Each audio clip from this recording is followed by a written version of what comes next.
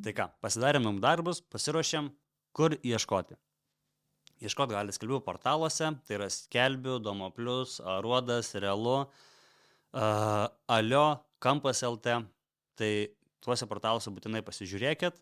Tada yra Facebook grupės. Grupių yra belenkiek ir visi kvartalai, kitos net gatvės turi, kiti daugiabučiai netgi turi, ar kvartalėliai, tai susiraskit grupės, prisijunkit prie jų ir tiesiog parašykit, kad ieškau buto, namo, sklypo, kotedžo ar ko jūs beieškotumėt už tokią kainą. Šabloną jums pridėsiu čionais ir tikrai galite papostinti ir tikrai atsiranda nemažai objektų, kurie yra dar nereklamuojami.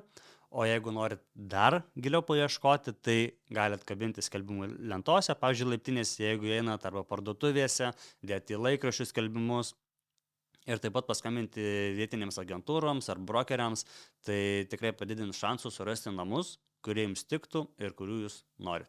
Kitas labai svarbus dalykas, kai žiūrit objektus, būtinai nusifotografuokit aprašymus ir susirašinėkite paštu arba žinutėmis dėl sąlygų ir dėl visko, nes telefonu, kai kalbat, nebūtinai viskas bus įrašyta, ypač su nauja statyba tikrai gali prižadėti vienaip, gali padaryti kitaip, statytojas sakys, aš užmiršau, tos neparašyta ir to gali nebūti.